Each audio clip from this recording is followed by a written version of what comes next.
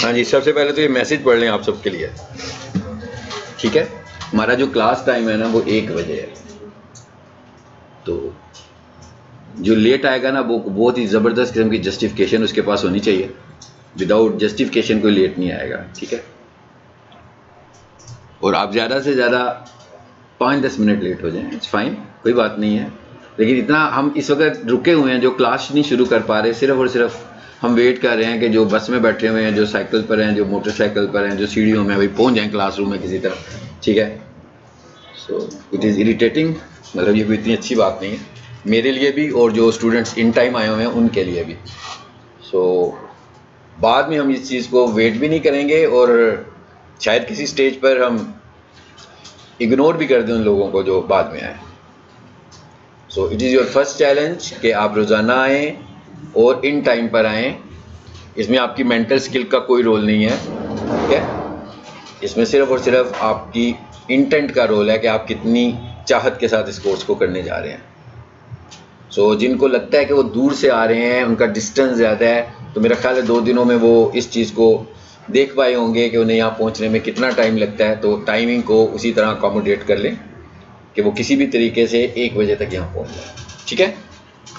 So anyways, अब ये जो बात है, मुझे अगर बार बार लोग इंटरवल्स में आएंगे, मुझे बार बार करनी पड़ेगी ये बात, बट बिल्कुल मैं नहीं करूँगा नेक्स्ट डे किसी दिन भी ये वाली बात दोबारा, सिर्फ आज के लिए है।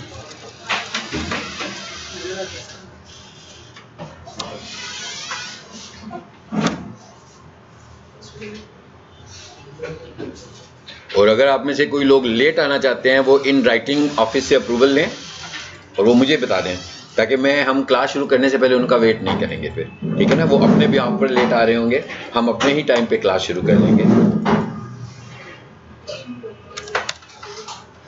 मैंने कहा भाई इसको यहाँ रख लेते हैं ताकि इसको बार बार डिस्कस मुझे टाइप ना करना पड़े, बोलना भी ना पड़े। कल की क्लास में हम लोगों ने इंट्रोडक्शन कर लिया था अपने कोर्स का, और हम लोगों ने अपनी कोर्स आउटलाइन को डिस्कस भी कर लिया था। हमने कुछ भी नहीं पढ़ा था, हमने कुछ भी सेटअप नहीं किया था, हमने कुछ भी स्टार्ट नहीं किया था, बल्कि हमने सिर्फ और सिर्फ कोर्स आउटलाइन पढ़ी थी। आज कोई ऐसा स्टूडेंट है जो आज फर्स्ट डे, मतलब जिसने ज्वाइनिंग आज दिया है? आप आए हो आज ज्वाइनिंग में, सिर्फ बॉयज़ में सिर्फ कोई ज्वाइनिंग में आज फर्स्ट डे है, आप ग्रुप में आ जाएं, ठीक है। और कल के दिन में हम लोगों ने सिर्फ डिसिप्लिन ही पढ़ा था। सो वो डिसिप्लिन जो हमारे कोर्स का है वो क्या है, वो आप वीडियो सुनेंगे तो आपको पता लग जाएगा, रिकॉर्डिंग्स में मौजूद है। जब आप ग्रुप में आओगे तो आपको वो वाली रिकॉर्डिंग मिल जाएगी। हमारा जो पहला मॉड्यूल है जहां से हम कोर्स को स्टार्ट कर रहे हैं, दैट इज एसईओ, और सबसे बड़ा मॉड्यूल है जी। इसके मतलब हमने कुछ बेसिक बातें तो की थी, जरा थोड़ा सा आगे चलते हैं। हमने इसका कंपैरिजन भी नहीं किया था, शायद विद एड्स नहीं किया था, ठीक है। इसका बहुत अच्छा कंपैरिजन तो उस वक्त होगा जिस दिन आप एड्स भी कंप्लीट कर लोगे और जिस दिन आप एसईओ भी कंप्लीट कर लोगे। बट इनिशियली स्टेज पर आपको इनका जितना कंपैरिजन पता होना चाहिए वो भी हम थोड़ा सा करके देखते हैं। एसईओ है क्या चीज़? हम चाह रहे हैं कि हमारी जो वेबसाइट है वो गूगल फ्रेंडली हो जाए, मतलब गूगल हमारी वेबसाइट को पसंद करे, और जब भी कोई ऐसी प्रोडक्ट्स या ऐसी सर्विसेज की तलाश में हो जो हम प्रोवाइड करते हैं, तो गूगल उन्हें हमारी वेबसाइट रेकमेंड करते हैं। हम ये नहीं कह रहे हैं कि जब भी कोई गूगल पर आकर हमारा ब्रांड नेम लिखे तो हमारी वेबसाइट रेकमेंड हो। देखिए, आपका जो ब्रांड नेम है वो तो आपका यूआरएल है, और जो आपका यूआरएल है वो तो रैंक होगा, दूसरे किसी और का तो वो यूआरएल है ही नहीं है, तो उसने ही तो ऊपर आना है। अगर मैं पीक सॉल्यूशंस लिखूंगा तो पीक सॉल्यूशन की वेबसाइट ही आएगी। अगर मैं स्टार्स एकेडमी लिखूंगा तो स्टार्स एकेडमी की वेबसाइट ही आएगी। अगर मैं दस्तगीर इंजीनियरिंग लिखूंगा तो उसी की वेबसाइट आएगी, ठीक है। अगर मैं CYD कार्ड्स लिखूंगा तो इसका मतलब ये नहीं कि हम रैंक कर गए हैं, ये तो आपकी ब्रांड के साथ आ रहा है और इसी ब्रांड को तो आपने डोमेन के तौर पर परचेज किया हुआ है, तो इट इज़ नॉट एसईओ। ये एसईओ नहीं है। एसईओ ये है कि आप जो बेचते हैं, जब किसी को उस प्रोडक्ट की या उस सर्विस की ज़रूरत हो और वो उस प्रोडक्ट या उस सर्विस को सर्च करे, तो आप पहले पेज पर कोई पहले 4-5 पोजीशंस में नज़र आ जाएं। तो इसका मतलब ये हुआ कि आपकी वेबसाइट की ऑप्टिमाइजेशन हुई है। कोई बात नहीं है, पहले पेज पे ना आए भाई, दूसरे पे ही आ जाएं, तीसरे पे ही आ जाएं शुरू में, लेकिन कहीं तो नजर आए। ऐसा ना हो कि आपकी वेबसाइट को हम ढूंढना शुरू करें, प्रोडक्ट से पहले पहला पेज देखें, ना नजर आए, दूसरा, तीसरा, चौथा, पांचवा पेज, नॉट पोजीशंस। एक पेज पे 8-10 लोग नजर आ रहे होते हैं, तो इसका मतलब हुआ अगर 10 पेजेस तक आप नजर नहीं आ रहे तो मीन्स आप तो 100वीं पोजीशन से भी कहीं आगे चले गए हुए हैं। लेकिन अगर आप जब एसईओ करते हैं, शुरू कर लेते हैं पहले फेज में, कुछ महीनों में आप दूसरे पेज पर, तीसरे पेज पर, चौथे पेज पर क्राउल करना शुरू हो जाएं कि कभी आप 5वें पर आ जाते हैं, कभी आप 10वें पर आ जाते हैं, कभी आप तीसरे पर आ जाते हैं, इसका मतलब है कि आपकी एसईओ इन प्रोग्रेस है, आप परफॉर्म कर रहे हैं। और आप वो वक्त भी आएगा जब आप पहले पेज पर आ जाओगे। लेकिन अगर आप कहीं भी नज़र नहीं आते हैं और सिर्फ यूआरएल से ही नज़र आते हैं, तो इसका मतलब है कि वेबसाइट बनी हुई है, आपके पास डोमेन भी है, आपने होस्टिंग प्लान भी लिया हुआ है, आप यूआरएल से नज़र भी आ जाते हैं, but you are not utilising website. जो वेबसाइट का असल रोल है, हम उसका फ़ायदा नहीं उठा रहे हैं। अब हम जरा एक काम करते हैं, यहां से मैं गूगल पे आ गया हूं और इधर आकर मैं दोबारा से एक वही टर्म लिख रहा हूं जो कि हमने लास्ट टाइम भी की थी।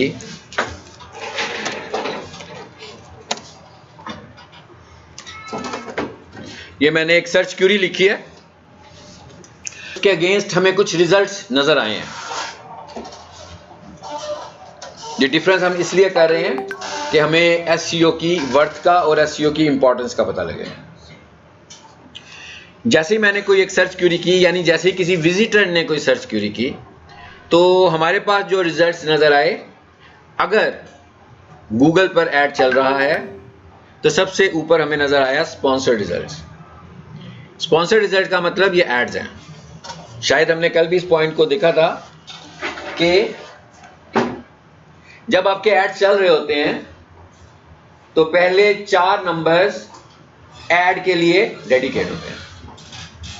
इसका मतलब ये तो नहीं है कि टोटल 4 एड्स चल रहे हैं या 4 कंपनियां ही एडवर्टाइज कर रही हैं। ऐसा भी हो सकता है कि उसी दिन, उसी घंटे में 1000 कंपनियां भी एडवर्टाइज कर रही हों, लेकिन एक वक्त में हेडर पर गूगल 4 पोजीशंस देता है और फुटर पर गूगल 3 पोजीशंस देता है आपके ऐड को।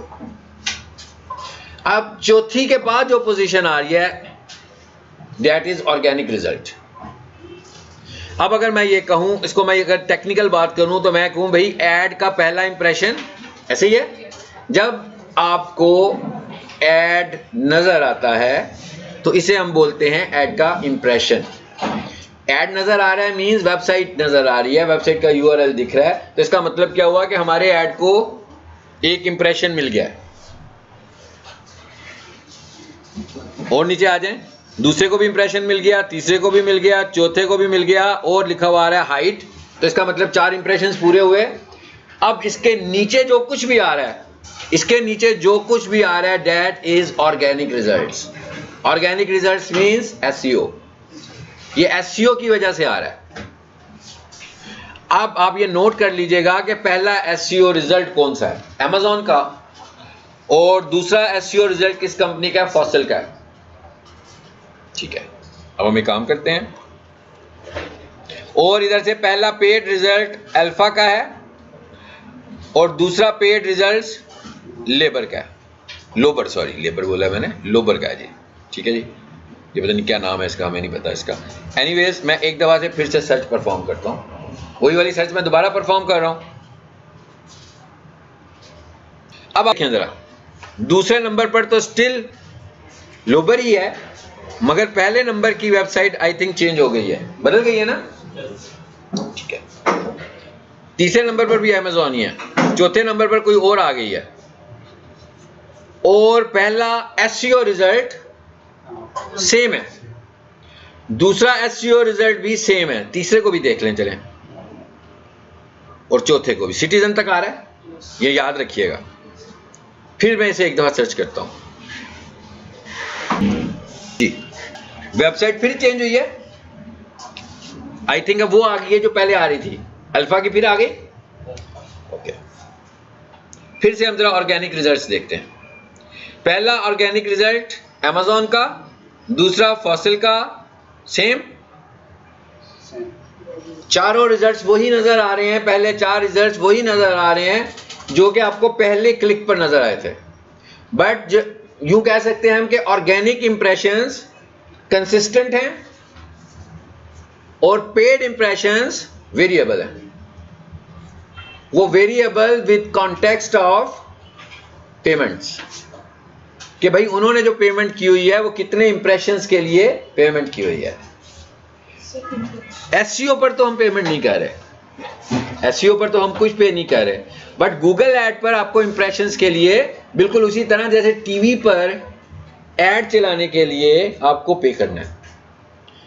आप जितना पे करोगे आप उतनी अपना स्क्रीन टाइम ले लोगे, और जितना कम पे करोगे उतना कम स्क्रीन टाइम आपके पास होगा। जो ज़्यादा पे करेगा उसके पास ज़्यादा स्क्रीन टाइम होगा, जो कम पे करेगा उसके पास कम स्क्रीन टाइम होगा। यह है एड्स की शक्ल। लेकिन एसईओ की शक्ल क्या है कि आप वंस रैंक हो जाएंगे तो आप इसको आसान अल्फाज में यूं कह लेंगे, आपकी पोजीशन फ्रीज हो जाएगी उस वक्त तक जब तक कोई आपसे बेहतर काम नहीं करेगा। वो बेहतर काम महीने में भी कर सकता है, एक दिन में नहीं कर सकता। एक दिन की वर्किंग के ऊपर वो आपको बीट नहीं कर पाएगा। बहुत जल्दी भी करेगा तो महीने 2 महीने उसे लगेंगे, 6 महीने लगेंगे, मे भी साल लग जाए। तो इसका मतलब क्या हुआ कि वो पोजीशन आपसे तब छीन पाएगा। सो अब हम अगर सीधा सीधा एक कंपैरिजन करें कि एड्स को जो इंप्रेशंस मिलते हैं दोज आर लिमिटेड इंप्रेशंस, और ऑर्गेनिक रिजल्ट्स को जो इंप्रेशंस मिलते हैं अनलिमिटेड। यानी आज की तारीख में अगर ये वाला कीवर्ड दुनिया भर में जितनी दफा मर्जी लिखा जाए तो पहले नंबर पर वही अमेजोन ही होगी जो पहले आ रही थी, फिर वही फॉसिल आ रही होगी, फिर वही वॉलमार्ट आ रही होगी जो उनकी पोजीशनिंग थी। मगर जो एड्स होंगे वो डिपेंड्स ऑन इन्वेस्टमेंट होंगे। तो it is the first comparison and it is the first answer of client कि भाई उसे एसईओ क्यों करवानी चाहिए। ठीक है, और बिल्कुल वाइस वर्सा इसी तरह यही बात से हम ये भी कन्विंस किसी को कर सकते हैं कि उसे ऐड क्यों चलाना चाहिए। इसका मतलब ये नहीं कि एसईओ ठीक नहीं है या ऐड ठीक नहीं है, या ऐड चल रहा है तो एसईओ नहीं करानी, और एसईओ चल रही है तो ऐड नहीं चलाना। अब एक बंदे की वेबसाइट तो रैंक हो गई, उसको नंबर कौन सा मिल रहा है भाई? 5वां। अब हम ऐड के कॉन्टेक्स्ट में बात कर लेते हैं। हम कहते हैं कि एक बंदे ने एसईओ करवा ली, फिर भी बेचारे को 5वां नंबर भी मिल रहा है भाई। 2, 3, 4, 5 लाख रुपए उसने इन्वेस्ट भी किया, अभी भी वो 5वें नंबर पर ही है। और जो बंदा कल आया उसने अपना ऐड अकाउंट बनाया, ऐड रन किया, तो आफ्टर 24 आवर्स जब उसका ऐड अप्रूव हो गया तो उसके ऊपर आ गया। तो अब या तो वो बंदा कहेगा भाई ये तूने मुझे एसईओ में क्यों उलझा दिया था, सीधा सीधा मुझसे ऐड ही चलवा लेते ना, मैंने इतना इन्वेस्ट भी किया, अभी भी मैं 5वें 6ठे नंबर पर ही आने लगा हूं। 5वां 6ठा 7वां 8वां भी हो सकता है। ये नहीं है बात। बात ये है कि कोई भी बंदा कितनी देर तक ऐड चला सकता है। पहली बात तो ये है सोचने वाली। मतलब अगर आप चाहें कि जियो के ऊपर आपको स्क्रीन टाइम चाहिए तो आप कोई ड्रामा बनाएं, कोई फिल्म बनाएं तो ज़्यादा स्क्रीन टाइम मिलेगा। ऐड से तो ज़्यादा स्क्रीन टाइम नहीं मिल सकता। 24 आवर्स का स्क्रीन टाइम आपको ऐड से तो नहीं मिल सकता, उसका लिमिटेड टाइम होगा और इंस्टेंसेस के पैसे ले रहे होंगे वो आपसे। तो इसका मतलब ये हुआ कि कोई भी बंदा लाइफ टाइम एड पे ट्रस्ट तो नहीं कर सकता। उसके पास कोई बजट होगा एडवर्टीजमेंट का जिसको उसने डिवाइड किया होगा। बजट होगा एडवर्टीजमेंट का जो उसने निकाला होगा प्रॉफिट में से, ऐसे ही है ना, अपने प्रॉफिट मार्जिन में से निकाला होगा। उसने अपने प्रॉफिट मार्जिन में और भी बहुत कुछ निकालना है, अपने घर ले जाने के पैसे भी निकालने हैं, अपने ओवरहेड्स भी निकालने हैं, ठीक है, अपनी यूटिलिटी बिल्स भी निकालने हैं, वगैरह वगैरह बहुत कुछ निकालना है। उसी में से उसने निकाला हुआ है एडवर्टीजमेंट बजट, जो कि उसने ऑफलाइन एडवर्टीजमेंट में भी यूज करना है और ऑनलाइन एडवर्टीजमेंट में भी यूज करना है। यानी इन दोनों जगहों पर उसने उसको इस्तेमाल करना है। तो इसका मतलब क्या हुआ, उसके पास कोई इन्फिनाइट बजट तो नहीं है, अनलिमिटेड बजट तो नहीं है उसके पास कि भाई जितना मर्जी कर ले। हाँ, ऐसा तो नहीं, एक लिमिटेड बजट होगा। किसी स्टेज पे जाकर ऐड रुकेगा, मतलब हो सकता है आज ना रुके, 7 दिनों के बाद रुक जाए, हो सकता है 7 दिनों के बाद ना रुके, महीने के बाद ऐड ही ना चलाए वो बंदा, क्योंकि उसका बजट पूरा हो गया ना, और उसको शायद उतने अच्छे रिजल्ट्स भी नहीं आए। यहाँ उसने क्या किया हुआ है, मैं कुछ क्लाइंट्स के ऐड चलाता हूँ, अगर वो डेली बजट 400 रुपया रखते हैं, कम की बात कर रहा हूँ इस वक्त, हाँ, अगर वो डेली बजट 400 रुपया रखते हैं तो कोई 4-5 क्लिक्स आते हैं, उनका बजट तो पूरा हो गया। अब अगर उनके ये क्लिक्स पहले 2 घंटे में ही हो जाएं, तो बाकी के सारे घंटे तो ओपन हो गए ना। तो अब जो रिजल्ट्स नजर आएंगे, अब किसके नजर आएंगे? अब तो ऑर्गेनिक रिजल्ट्स नजर आएंगे। तो इसका मतलब क्या हुआ कि हमें टाइम टू टाइम एड्स भी चलाने पड़ेंगे और हमें लाइफ टाइम के लिए ब्रांडिंग करने के लिए। देखे ना, एड्स इज नॉट ब्रांडिंग। अगर आपको किसी का एड नजर आएगा, किसी को ये ट्रस्ट नहीं है कि ये ब्रांड है। अगर आपका एड नजर आ रहा है तो किसी को ये ट्रस्ट नहीं है आपका ब्रांड है। लेकिन अगर आप एसईओ में ऑर्गेनिकली नजर आ रहे हैं तो लोग आपको ब्रांड समझेंगे, क्योंकि वो लाइफ टाइम नजर आ रहे हैं। वो जब भी कोई बंदा सर्च करता है, भाई मुझे तो सजा मिली है, तुम क्यों खड़े हो गए? हाँ, आप क्यों खड़े हो गए? वैसे ही खड़े रहना, बैठना नहीं है, कुर्सी पे बैठ जाओ ना यार। ठीक है, आप आ गए हो, लेट आए हो, बैठो तो सही है। ये जहां पर 2 लोग बैठे हैं, अपनी चेयर्स को घुमा के इधर ले आओ इनके पास। हाँ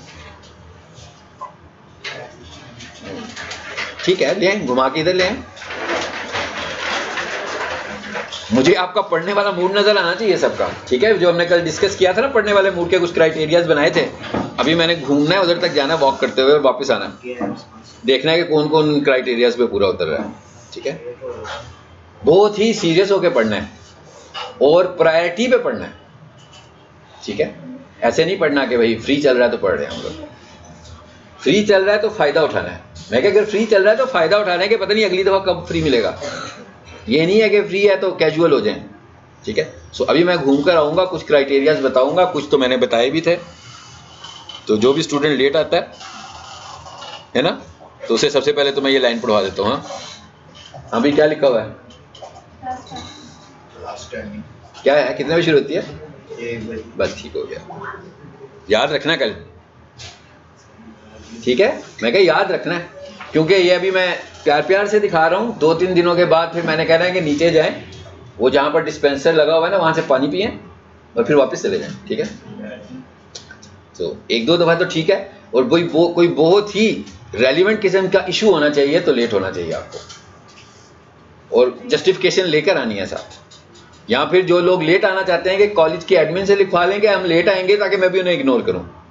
वो जितने बजे मर्जी है, मुझे टेंशन ना हो कि भाई ये कैसे समझ पाएगा, इसको तो मेरा पॉइंट समझ में ही नहीं आएगा लेट आने की वजह से। तो आप कॉलेज से लिखवा लेंगे जनाब हमने आना ही 2 बजे है। फिर मुझे भी कोई इतराज़ नहीं होगा, आप आएँ जहाँ मर्जी बैठें, पढ़ते रहें, डजेंट मैटर।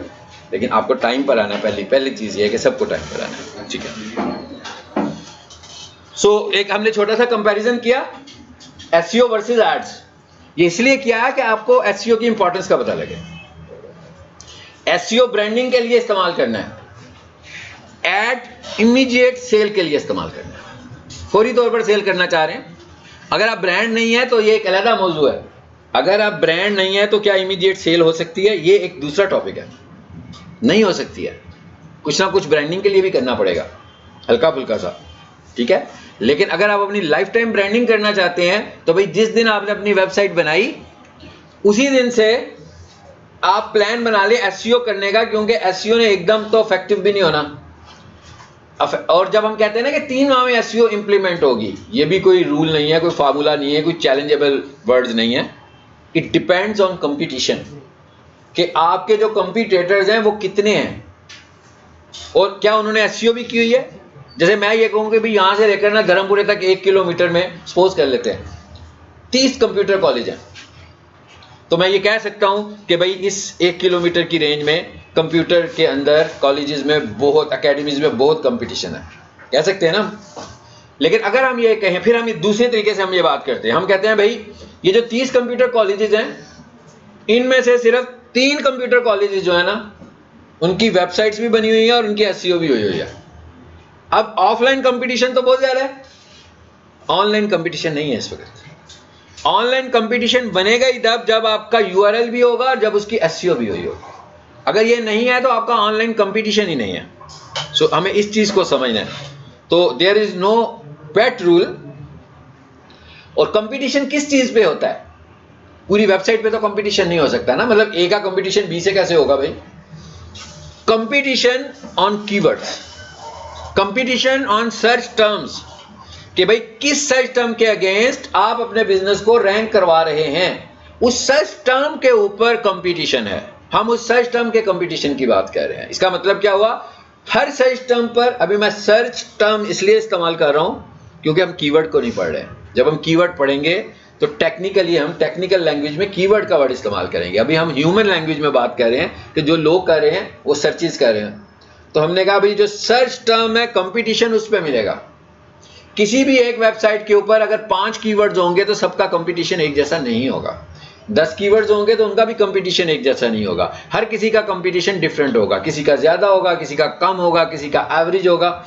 इसका मतलब ये हुआ कि हम उससे जो कमिट करेंगे उसके कंपटीशन के हिसाब से करेंगे। ठीक है, चलें जी, अब हमें ये पता लग गया। क्लिक करता जा रहा हूं, एड्स घूम ही जा रहे हैं, ऐसे ही है ना। बहुत सारे ऐसे लोग हैं जिन्होंने एड्स बनाए हुए हैं मगर क्वालिटी उनकी नहीं है। एड क्वालिटी के अंदर बजट भी आता है और एड क्वालिटी के अंदर वेबसाइट क्वालिटी भी आती है। ये सब चीजें हम तब पढ़ेंगे जब हम गूगल ऐड पढ़ेंगे। ठीक है, तो इसका मतलब वो लोग शायद नजर ही नहीं आ रहे और एंड ऑफ द डे उनको रिजल्ट क्या नजर आएगा कि 5 इंप्रेशन 0 क्लिक्स या 0 इंप्रेशन 0 क्लिक्स। तो कुछ नहीं खोया, कुछ नहीं पाया। $10 लगे हुए थे, $1 लगा हुआ था बट इंप्रेशन ही नहीं मिला। जब इंप्रेशन नहीं मिला तो क्लिक भी नहीं मिला, जब क्लिक नहीं मिला तो सारे पैसे सेव हैं।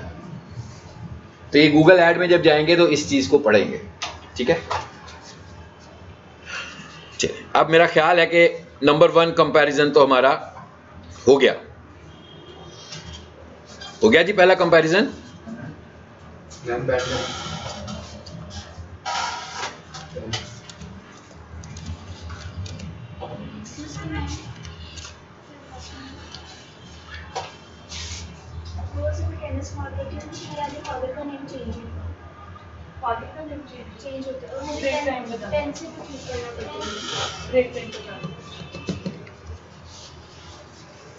जी, SEO वर्सेस SEM, ये हमने कॉन्सेप्ट समझ लिया कि ऑप्टिमाइजेशन और पेड मार्केटिंग में क्या फर्क है, यानी एड्स में और SEO में क्या डिफरेंस है। आपको मोटा मोटा डिफरेंस पता लग गया।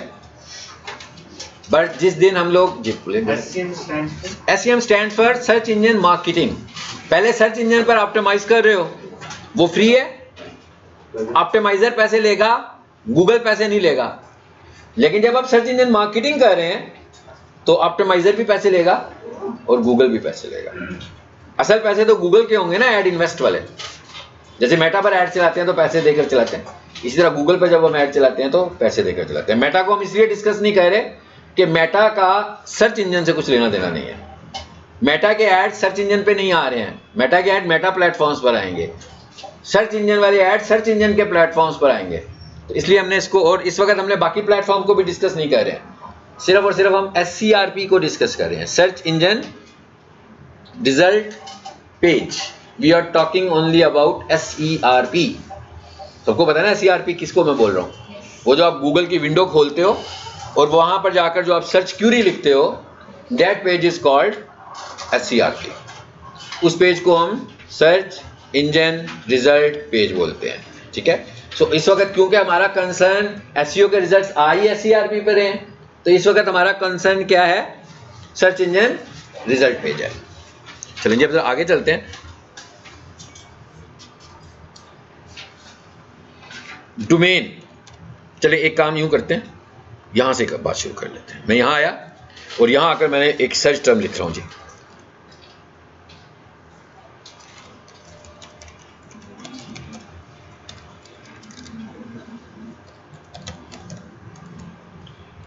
टाइपिंग मिस्टेक हो जाती है मुझसे जी। क्या लिखा है हमने? सबसे पहले तो मैंने लिखा प्रोफेशनल किचन इक्विपमेंट। ये क्या होता है वाला? प्रोफेशनल किचन किसे बोलते हैं? मैं क्या प्रोफेशनल किचन इक्विपमेंट किस तरह के इक्विपमेंट को बोलते हैं? ऐसे जनरली मैंने पूछ लिया। जो रेस्टोरेंट्स में इस्तेमाल होते हैं, ठीक है, जो हॉस्पिटल्स के मेस में इस्तेमाल होते हैं, जो गवर्नमेंट की बड़ी बड़ी मेसेज में इस्तेमाल होते हैं, बड़ी बड़ी मशीनरीज, बड़े बड़े चूल्हे, बड़ी बड़ी आइसक्रीम मशीनरी, बड़े बड़े पिज़्ज़ा ओवन्स। ठीक है, बहुत सारी कंपनीज है ना जो ये सेल कर रही होती है। अगर मैं लिखूं डोमेस्टिक किचन तो आप अपने घर के किचन की बात कर रहे हैं। तो अब हमें ये देखना पड़ेगा हमारा क्लाइंट कौन सा है भाई, प्रोफेशनल क्या है, डोमेस्टिक है। तो अगर वो प्रोफेशनल किचन सेल कर रहा होगा तो फिर हमारा कीवर्ड प्रोफेशनल बनेगा। ठीक है। सो एनीवेज हमने कहा भाई किसी को प्रोफेशनल किचन इक्विपमेंट की ज़रूरत है। मैंने कहा एक्सप्लेन कर दूं पहले ये क्या चीज़ है ताकि आपको पता लगे मैं बार बार क्यों लिख रहा हूँ इसे। सो जो लोग प्रोफेशनल किचन खरीदने में इंटरेस्टेड हैं उन्होंने ये सर्च टर्म लिखी और लिख के एंटर किया। आपने अपना mind scope limited to digital marketing नहीं रखना। आपका मेंटल स्कोप जो है ये मार्केटिंग का होना चाहिए, क्योंकि अगर आप मार्केटिंग का रखेंगे आपको हर रोज एक नए बिजनेस मॉडल को समझना है। जिसकी भी आपको कॉल आएगी, जिसकी भी क्यूरी आएगी, वो कहेगा जनाब मेरी वेबसाइट है, इसकी एसईओ कर दो, इसके एड्स लगा दो। वो कुर्सियां भी बेच सकता है, वो पंखे भी बेच सकता है, वो किचन भी बेच सकता है, वो प्लम्बर भी हो सकता है, वो इलेक्ट्रीशियन भी हो सकता है, ब्यूटी पार्लर भी हो सकता है, वॉचेस, कंप्यूटर, भाई कोई भी उसका बिजनेस हो सकती है। तो इसका मतलब क्या हुआ कि डिजिटल मार्केटिंग तक पहुंचने से पहले तो आपको उसके बिजनेस की रिसर्च करनी पड़ेगी। पहले तो आपको सबसे पहले वो बिजनेसमैन बनना पड़ेगा खुद से, कि वो जो कुछ बेच रहा है अब वो आपने बेचना है। तो ऐसा तो नहीं है वो आपको कोई वर्कशॉप करवाएगा कि भाई मैं आपको 3 महीने का कोर्स करवाता हूँ, पहले आप समझ लें प्रोफेशनल किचन होता क्या है, या 1 महीने की वर्कशॉप। ये वर्कशॉप आपने खुद से उसकी मीटिंग करने से पहले करनी है। कैसे करनी है भाई? वो अकेला दुनिया में बंदा तो नहीं है ना जो प्रोफेशनल किचन बेच रहा होगा। उसकी रीजन में भी बहुत लोग बेच रहे होंगे और उसके आउट ऑफ रीजन तो रश लगा होगा भाई। Dubai, India, USA, Canada, France, सब में ये बिजनेसेस चल रहे होंगे। फिर वो उसकी डोमेन टेरिटरी कौन सी है, वहां पे कौन कौन से लोग ये काम कर रहे हैं। तो इसका मतलब क्या हुआ कि पहले तो मैं वो सारा मॉडल समझूंगा। मुझे पूरा उसके बिजनेस का मॉडल समझना पड़ेगा कि ये उसकी प्रोडक्ट है, इसकी डिमांड गूगल पर है, इसकी डिमांड सोशल पर है, इसको एड से चलाऊंगा, इसको एसईओ से चलाऊंगा, इसको फेसबुक पेज से चलाऊंगा, इंस्टाग्राम पे बेचूंगा इनकी चीज़ों को, लिंक्डइन पे इनको मार्केट करूंगा। कैसे पता लगेगा ये सब कुछ? रिसर्च करके मैं उसके कंपीटिटर्स को ढूंढना शुरू हो जाऊंगा गूगल पर। फिर देखूंगा कि क्या उसकी वेबसाइट है, क्या उसकी वेबसाइट की एसईओ है, क्या उसकी वेबसाइट के अगेंस्ट ऐड चल रहे हैं। ये इसके लिए मुझे किसी की प्राइवेसी को ब्रेक नहीं करना। ये कीवर्ड्स, ये सर्च टर्म से ही मैं सब कुछ देख लूंगा। फिर मैं उसका फेसबुक पेज देखूंगा, फिर मैं उसका इंस्टाग्राम देखूंगा, रिसर्च कर लूंगा उसके इंस्टाग्राम को। फिर मैं उसका लिंक्डइन, वैसे तो मैं उसके वेबसाइट पर जाऊंगा अगर एग्जिस्ट करती होगी तो उसकी सोशल प्रोफाइल्स तो मुझे मिल ही जाएंगी वहां से। मैं उसके लिंक्डइन पर जाऊंगा तो मुझे उसकी वेबसाइट मिल जाएगी वहां से। मैं उसके फेसबुक पेज पर जाऊंगा, फिर मुझे उसकी वेबसाइट मिल जाएगी। मतलब अगर मैं क्रॉस प्लेटफॉर्म पे मूव कर रहा हूँ सिर्फ और सिर्फ रिसर्च करने के लिए, तो मुझे उसका सारा डाटा मिल जाएगा। मुझे उसकी हिस्ट्री का भी पता लग जाएगा, मुझे ये भी पता लग जाएगा कि वो कैसे चलने लगा हुआ है। उसके फॉलोअर्स देखूंगा कि भाई कितने हैं, 50,000 फॉलोअर्स हैं, पोस्ट के ऊपर 10 लाइक्स आती हैं, तो इसका मतलब है कि फेक फॉलोअर्स के साथ जा रहा है। ये भी पता लग जाएगा कि उसके ऑर्गेनिक फॉलोअर्स कितने हैं। मतलब बहुत सारी चीज़ें हैं जो साइंटिफिक तरीके से हम अंडरस्टैंड कर लेंगे और मेरे पास उसके बिजनेस का सारा अंडरस्टैंडिंग मुझे समझ में आ जाएगी। फिर मैं उसके गूगल पे रिव्यूज देख लूंगा, मैं उसके फेसबुक पे रिव्यूज देख लूंगा, मैं उसकी लिंक्डइन पे रिकमेंडेशंस देख लूंगा, मैं उसके लिंक्डइन पर इंडोर्समेंट्स देखूंगा। ये सारी चीजें जो है आप करने वाले हैं, कंप्लीट करेंगे जब हमें समझ में आएगी। तो अगर किसी को कोई लिंक्डइन पे इंडोर्स कर रहा होगा, लिंक्डइन पे रेकमेंड कर रहा होगा, गूगल पे रिव्यूज दे रहा होगा, वो भी मैं देखूंगा। सीक्वेंस ऑफ रिव्यूज भी देखूंगा, पेज के ऊपर रिव्यूज भी देखूंगा। तो अब मुझे उसके बिजनेस की गुडविल का भी अंदाजा हो जाएगा। तो जब मुझे ये सारी चीज़ों का पता लग जाएगा, मुझे पूरा मॉडल अंडरस्टैंड हो गया और मैं उसके अब मुझे पता लग गया मुझे इसको कैसे मार्केट करना है, क्या क्या वीकनेसेस हैं दूसरों के बिजनेस की और किस प्लेटफॉर्म पर इसको मैं करूँगा, मुझे इसके एड्स चलाने हैं कि नहीं चलाने हैं। मैं पूरी एक रिसर्च करूँगा 24 आवर्स मुख्तलिफ टाइमिंग्स में कि क्या इस बिजनेस कंसर्न पे कोई ऐड है कि नहीं है। कैसे सर्च करूँगा? विजिटर बन के ही सर्च करूँगा सीधा सीधा। फेसबुक एड लाइब्रेरी में जाएंगे, वहां पर तो नजर आ ही जाता है कुछ ना कुछ हमें थोड़ा बहुत, ठीक है, उतना अच्छा नजर नहीं आता लेकिन कुछ ना कुछ नजर आ जाता है। बहुत रिजल्ट ओरिएंटेड नजर नहीं आता, अच्छा रिजल्ट ओरिएंटेड जो नजर आ रहा होता है ना वो डायरेक्ट नजर आता है आपको। आप फेसबुक के ऊपर लाइक कमेंट करके देखें, फिर जो नजर आएगा ना वो सही नजर आएगा। तो ये भी पता लग जाएगा किसके ऐड चल रहे हैं और किसके ऐड नहीं चल रहे। भाई मैं किसी कंपनी की किसी प्रोडक्ट का ऐड देखना चाहता हूँ, मैं फेसबुक पे जाऊंगा, लिखूंगा प्रोफेशनल किचन इक्विपमेंट, क्या होगा, प्रोफेशनल किचन इक्विपमेंट की प्रोफाइल्स आ जाएंगी कंपनीज, मैं फॉलो कर लूंगा। फॉलो करते ही 4-5 कंपनीज की पोस्ट को लाइक कर दूंगा, ठीक है। कुछ ही देर में मुझे सबके एड्स नजर आने शुरू हो जाएंगे। जो उनको फेसबुक को पता लग गया ना भी मेरा इंटरेस्ट है इसमें, फेसबुक ने मुझे ऐड, ये ऑर्गेनिक वे है देखने का।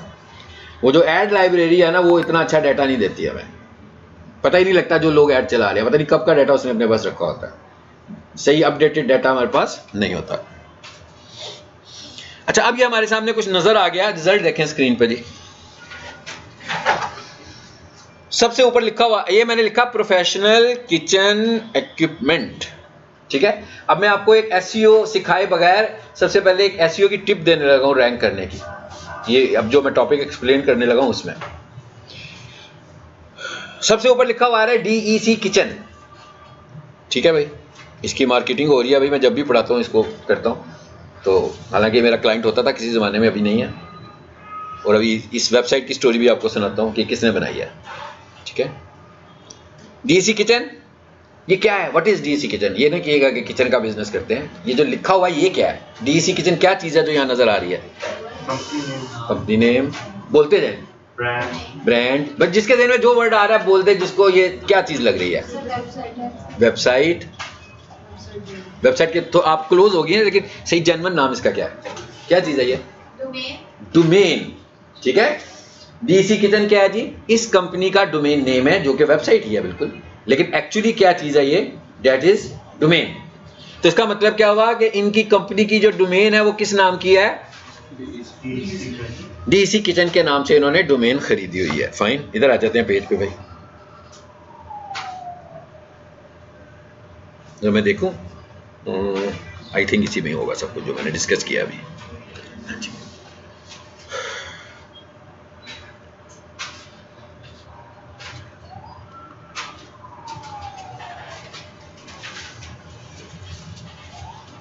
ये मैं जरा जो मिस हुआ है ना वो लिख रहा हूँ। ये मैंने बड़ा इसलिए किया हुआ है कि जाके दूर वाले लोगों को भी नजर आ जाए। वो जो आखिर में बैठे उन्हें मेरी आवाज आ रही है? सेंसर होके आ रही है कि पूरी पूरी आ रही है? अच्छा सारी आ रही है, इसका मतलब है कि ठीक आवाज है। यहाँ पे क्या लिखा हुआ है? Professional kitchen equipment .DEC kitchen.org। अभी मैंने आपको जो वेबसाइट दिखाई है, इस पूरे URL के अंदर वो वाला नाम कहाँ पे आ रहा है? उसका नाम क्या था? DEC kitchen. तो इस URL, ये मैंने URL कॉपी किया हुआ उसका, तो इसमें वो नाम कहाँ पे आ रहा है? एंड पे आ रहा है बिल्कुल, है ना? ये वाला नाम है वो। So that is domain. आपका जो ऑनलाइन प्रेजेंस है, उस प्रेजेंस का कोई ना कोई नाम तो होगा। जैसे आप कंपनी रजिस्टर करवाते हैं लोकली तौर पर, एक ट्रेडमार्क रजिस्टर हो जाता है, तो फिर कोई दूसरा उसे इस्तेमाल नहीं कर सकता। इसी तरह वर्चुअली जब आपको अपने बिजनेस को ऑनलाइन करना होता है, तो हमें अपने बिजनेस का नाम खरीदना पड़ता है। That is called domain. वो जो नाम आपने खरीदना है वो डोमेन है। और ये जो नाम होता है ये दो हिस्सों में हमें मिलता है। एक को हम बोलते हैं डोमेन और एक को हम बोलते हैं एक्सटेंशन। google.com, jio.tv, urdupoint.com.pk, मुख्तलिफ वेबसाइट के नाम ले रहा हूं, ठीक है। peaksolutions.edu.pk, आप सबको पता लग रहा होगा इनमें एक्सटेंशंस कौन सी हैं। जो आगे वाला पार्ट है जो डॉट के बाद आ रहा है, दैट पार्ट इज एक्सटेंशन। यानी अगर पीक सोल्यूशन वेबसाइट है तो .edu.pk एक्सटेंशन है। गूगल अगर वेबसाइट है तो .com एक्सटेंशन है। सो आप जब डोमेन परचेज करेंगे तो आपने अपना नाम भी लेना है और साथ में एक्सटेंशन भी परचेज करनी है। हमें एक्सटेंशन मिल सकती हैं .com, बहुत सारी मिल सकती है भाई, मैं बोलना शुरू होगा खत्म ही नहीं होंगी। .com, .pk, .com.pk, .ca Canada की हो गई, .fr फ्रांस की हो गई, तो रीजन वाइज भी हो जाएगी। .org ऑर्गेनाइजेशंस के लिए हो गई। .pk डायरेक्टली भाई हमारी तो वेबसाइट ही पाकिस्तान ओरिएंटेड है सारी की सारी। सो हमने कहा क्यों .com भी नहीं लेते, .org भी नहीं लेते, किसी को भी हमारे वेबसाइट का URL देख के ही पता लग जाए कि पाकिस्तान डोमिनेंट वेबसाइट है और ये सिर्फ और सिर्फ पाकिस्तान में बिजनेस कर रहे हैं, तो हमने इसको .pk कर लिया। सो ये तो हो गया आपका domain name consist of 2 parts, मतलब डोमेन नेम 2 हिस्सों पर मुश्तमिल हुआ, एक नाम का हिस्सा और एक एक्सटेंशन का। ये नाम हमें खरीदना है, ठीक है।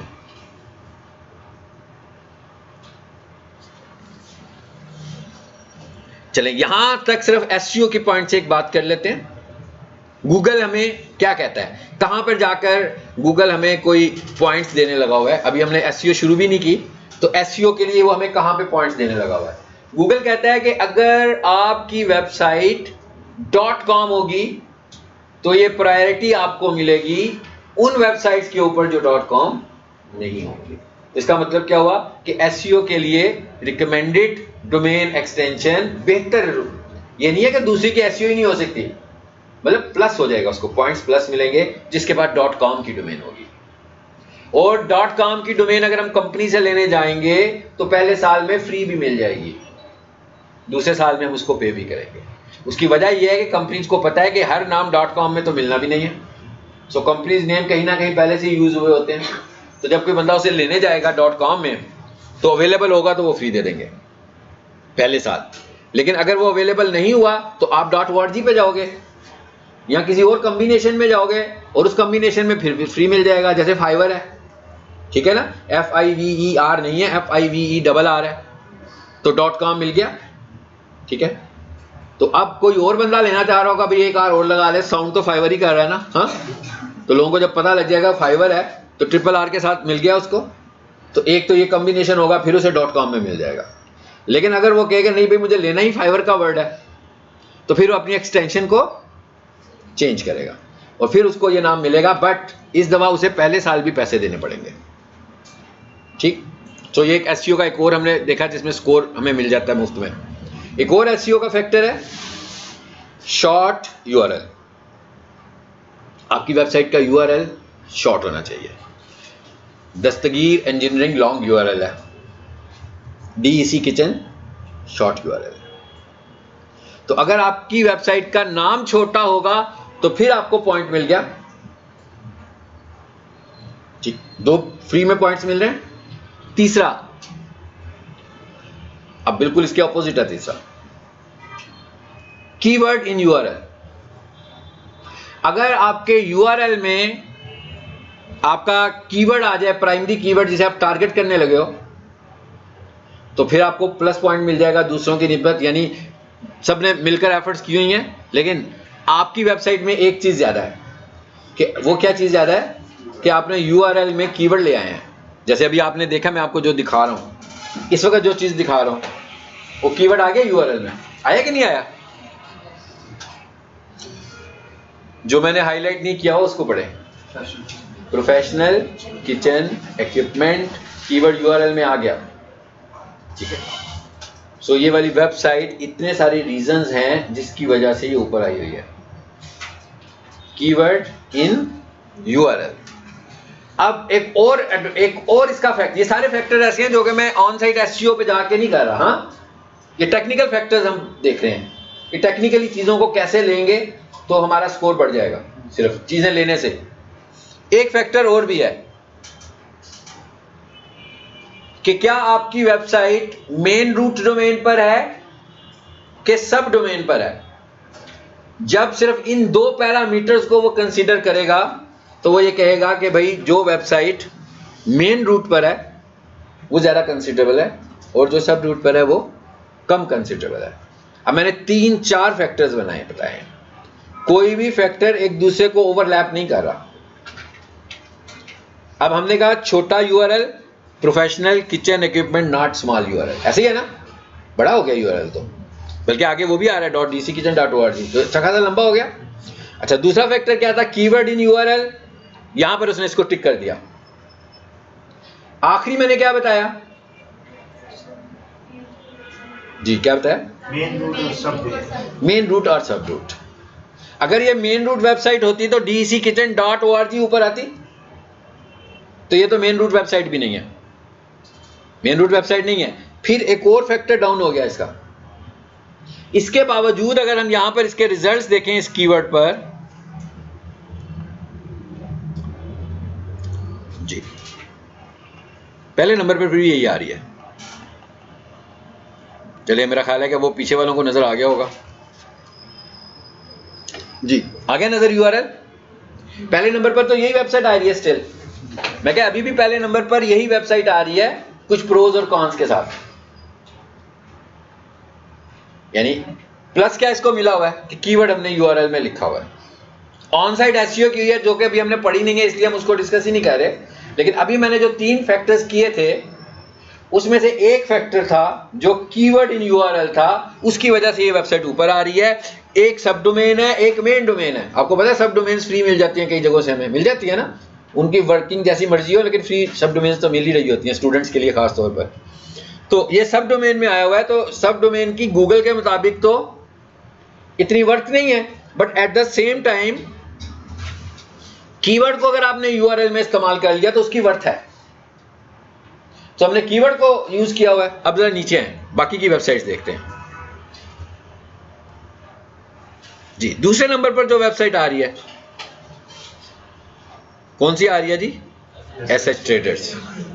डोमेन पर है, मेन पर है ना। फिर क्या आ रही है? केबी किचन। फिर क्या आ रही है? एम्बेसडर। फिर क्या आ रही है? ये वो वेबसाइट है जिसके अंदर सब डोमेन बनी हुई है, वो खुद भी ऊपर नहीं आ रही है। अच्छा, अब हम लोगों ने किया क्या हुआ है, क्या हम लोगों ने प्लान किया हुआ है, क्या गेम खेली हुई है, ये समझाता हूँ आपको टेक्निकल तरीके से। इसका मतलब है कि ये वाली वेबसाइट और वो वाली वेबसाइट तो एक ही है, एक ही वेबसाइट है ना। यूँ समझते हैं कि पीक सॉल्यूशंस के कंपटीटर जो है ना वो धर्मपुरे तक काफ़ी है। तो जब कोई बंदा धर्मपुरे से निकलता है, बेशक माइंड सेट पीक सॉल्यूशन का ही बना के निकलता है, तो रास्ते में उसे कोई 7-8 कॉलेजेस नज़र आते हैं। इट्स लाइक अ कीवर्ड वाली साइंस के मुताबिक बता रहा हूँ। तो वो कहता है चलो भाई यहाँ से भी ट्राई कर लेते हैं, क्या करवा रहे हैं ये। और हो सकता है कि वो जिस कॉलेज में जाए, क्योंकि पीक सॉल्यूशन तो वो अभी आया ही नहीं है, कन्विंस होना था उसने, वही उसको कन्विंस कर लें और वो आगे ही ना आए। It is the science of keywords. Keywords भी तो ऐसे ही हैं। फिर एक बंदा बीच में से निकला तो 2 कॉलेज तो उस तरफ चले गए, डायरेक्शन उसकी अभी भी पीक सॉल्यूशन की थी। आगे फिर 2 कॉलेज बीच में आ गए, फिर वो पहले कॉलेज को देखा, फिर वो पीक सॉल्यूशन तक नहीं पहुंच पाया। इसका हल हमने क्या निकाला? इसका हल हमने ये निकाला कि भाई इतने सारे कॉलेजेस हैं, इधर क्यूरीज भी जनरेट होती थी, कॉलेजेस बढ़ने की वजह से ये सब कुछ हुआ है। तो हम यूँ करते हैं कि ये जो पैरामीटर आ रहा है ना, वाया आ रहा है, ये 400 मीटर्स वाला, 500 मीटर्स वाला, 600 मीटर्स वाला, यहाँ पर ना हम 3 अपने एडमिशन ऑफिस बना लेते हैं। एडमिशन ऑफिस, क्लासरूम्स भी नहीं है, लैब भी नहीं है, कुछ भी नहीं है वहाँ पर, सिर्फ एडमिशन ऑफिस है। और जो उसमें ऑफर्स चल रही हैं उसका बोर्ड लगा हुआ है, और साथ पीक सॉल्यूशन का ब्रांडिंग बोर्ड भी लगा हुआ है। अब जब कोई बंदा वहाँ से निकलेगा तो जब उसे 2 कॉलेजेस नज़र आएंगे, एक पीक सॉल्यूशन का ऑफिस होगा और एक पूरा कॉलेज होगा, तो पीक तो ब्रांड है ना उसके लिए, तो अब वो पहले पीक में जाएगा फिर उसमें जाएगा। तो इसका मतलब क्या हुआ कि अब लीड जनरेट होने के चांस बढ़ गए। हालांकि जो एडमिशन उधर जाकर होना है ना, 400 मीटर के फासले पर होना है, उसने पढ़ना तो नहीं है वहाँ पे, उसको उन्होंने रीडायरेक्ट करना है कि भाई गोल चक्कर के पास जो है ना क्लासरूम नंबर 5, वहाँ पर चले जाएं, वहाँ पर आपकी क्लास होगी। तो स्टूडेंट को ट्रैप कर लिया। अब हम यही साइंस इस्तेमाल करने लगे हैं। कोई भी एक कीवर्ड, एक से ज़्यादा कीवर्ड्स, एक ही होम पेज के ऊपर कितने कीवर्ड्स आप रैंक कर पाएंगे? नहीं कर पाएंगे, अलग-अलग पेजेस पे तो जाना ही पड़ेगा आपको, ठीक है। अब जब हम अलग पेजेस पर जाते हैं, जब हम डिफरेंट पेजेस पर जाते हैं, जब हम डिफरेंट पेजेस पर जाएंगे, डिफरेंट पेजेस की साइंस और डोमेन के यूआरएल की साइंस में फर्क है।